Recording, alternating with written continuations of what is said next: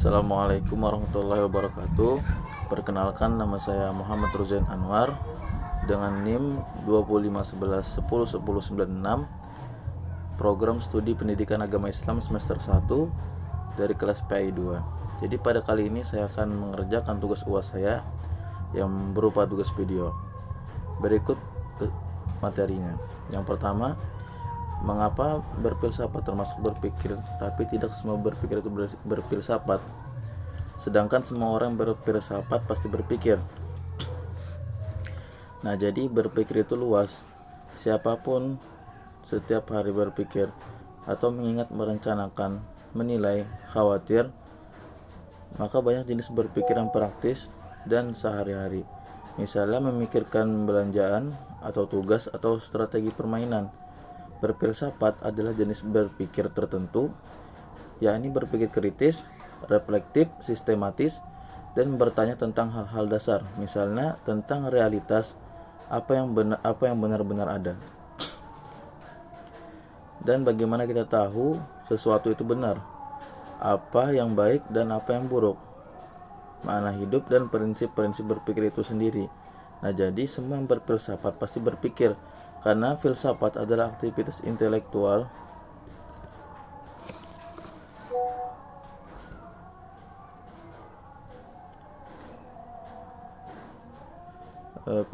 karena tidak memenuhi ciri khas konseptual dan sistematis dari filsafat.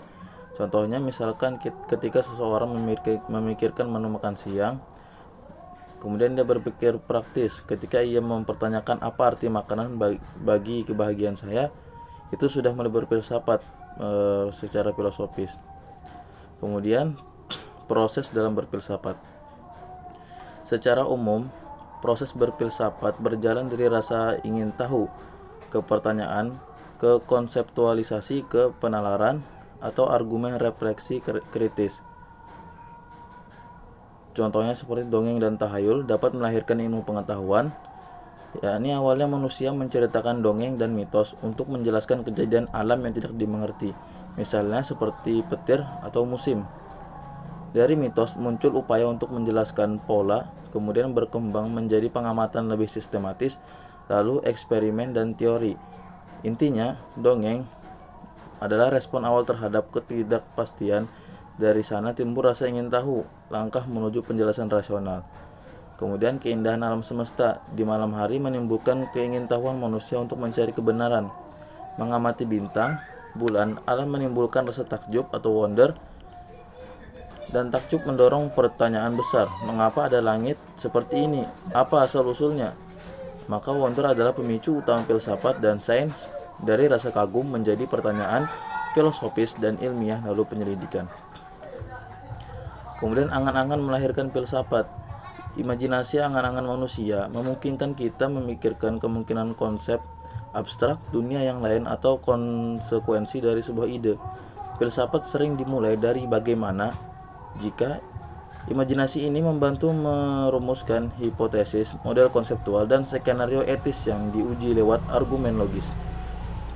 Kemudian sejarah konsep berpikir dalam filsafat atau penjelasan, saya akan menjelaskan secara poin per poin. Yang pertama, periodisasi filsafat Yunani, tokoh dan pemikirannya secara ringkas. Fokus pada unsur Thales, Heraclitus, dan Alexander fokus pada unsur dalam, yakni api, air, atau lain-lainnya, dan pertanyaan tentang perubahan versus kestabilan. Mereka menyelidiki alam tanpa rujukan mitos. Socrates memfokuskan pada etika, metode tanya jawab untuk menguji definisi dan keyakinan.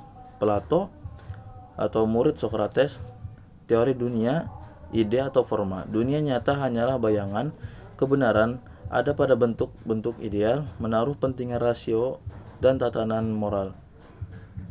Aristoteles, murid Plato, menekankan empirik dan logika, mengelompokkan ilmu, membangun silogisme, membahas sebab-sebab etika kebajikan. Kemudian perubahan besar dari penjelasan kosmologis ke penekanan pada etika, logika, dan metodologi. Filsuf besar Islam. Al-Kindi disebut filsuf Arab pertama mencoba mengharmoniskan filsafat Yunani dengan ajaran Islam. Al-Farabi, teori negara ideal, pengaruh Plato, konsep kebahagiaan dan peran filsuf penguasa. Ibnu Sina, pengaruh besar pada metafisika dan ilmu kedokteran, konsep wujud-wujud dan pembuktian keberadaan Tuhan, sistem filsafat yang sistematis. Kemudian Al-Ghazali, kritik terhadap filsafat rasionalis. Dia menulis Tahafut al-Falasifah, menonjolkan keterbatasan akal dan pentingnya wahyu. Kemudian berpikir sufi. Ibnu Rus membela filsafat dan akal. Dia menulis Tahafut al-Tahafut, menekankan kompatibilitas antara akal dan wahyu dalam banyak aspek. Intinya, tradisi Islam mengembangkan, mengkritik dan mengharmoniskan warisan Yunani dengan nilai-nilai Islam. Kemudian pentingnya ilmu berdasarkan Al-Quran. Dalam tradisi Islam, Al-Quran sering dianggap sebagai sumber petunjuk dan mendorong akal observasi dan refleksi tentang tanda-tanda alam. Ilmu yang dilandasi Al-Quran memberi orientasi nilai dan tujuan, bukan sekedar faktual. Ilmu diarahkan untuk kebaikan manusia dan pemahaman tentang hubungan manusia dengan Tuhan. Contoh praktis, etika ilmu, yakni ilmu dipakai untuk kebaikan, bukan merugikan, serta penekanan pada tanggung jawab moral. Kemudian konsep sekularisme Barat dan konsep filsafat Islam. Sekularisme Barat memisahkan ranah keagamaan dan raja, publik atau politik dan ilmu. Pengetahuan ilmiah dipandang berdiri sendiri tanpa rujukan wajib pada wahyu, fokus pada netralitas negara terhadap agama. Sedangkan filsafat Islam lebih cenderung mengintegrasikan akal dan wahyu, ilmu dan etika berpikir diarahkan oleh prinsip-prinsip agama, meski ada variasi. Ya, ini ada filsuf yang lebih rasionalis, ada yang substantif. Umumnya ada dialog antara akal dan teks suci. Akibatnya, perbedaan orientasi terhadap sumber legitimasi pengetahuan, yakni hanya akal dan akal wahyu. Kemudian penyelidikan dan pembagian filsafat menurut objeknya. Penyelidikan atau metode, analisis konseptual, argumen, logis, refleksi kritis, dialog, dan kadang observasi fenomena untuk filsafat ilmu. Penekanan pada klarifikasi konsep, pengujian, koherensi argumen, dan pengujian asumsi dasar.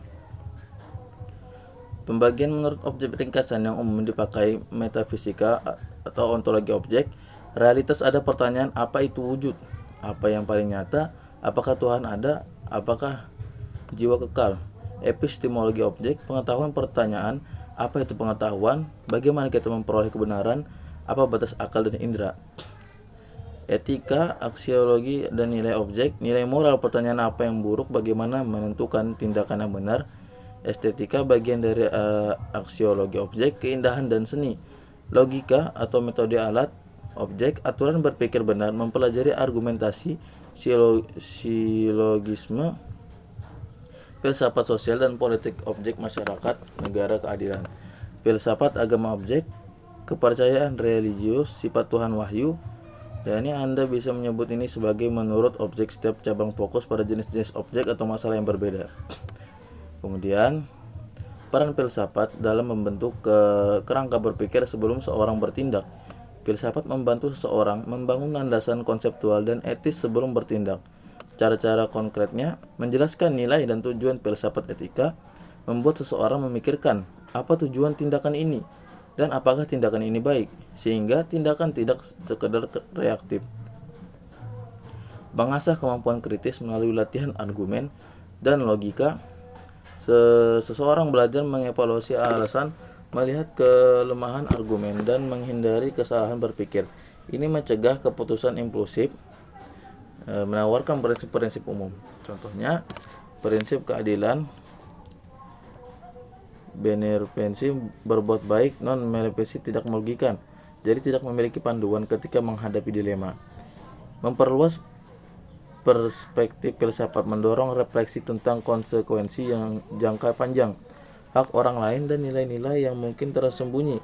Ini membuat jangka panjang hak orang lain dan nilai-nilai yang mungkin tersembunyi. Ini membuat tindakan lebih bertanggung jawab, membantu integrasi akal dan nilai bukan hanya bisa atau efektif, tapi juga patut dilakukan berdasarkan prinsip moral dan refleksi rasional. Contoh nyata seperti sebelum memutuskan untuk membocorkan rahasia perusahaan demi keuntungan pribadi, seseorang berpikir filosofis akan menimbang konsekuensi bagi banyak orang, kewajiban moral, dan apakah tindakan itu konsisten dengan prinsip kejujuran sehingga kemungkinan besar memilih tindakan yang lebih etis. Mungkin segini saja yang dapat saya sampaikan, kurang lebihnya mohon dimaafkan. Wabillahi taufiq wal hidayah. Wassalamualaikum warahmatullahi wabarakatuh.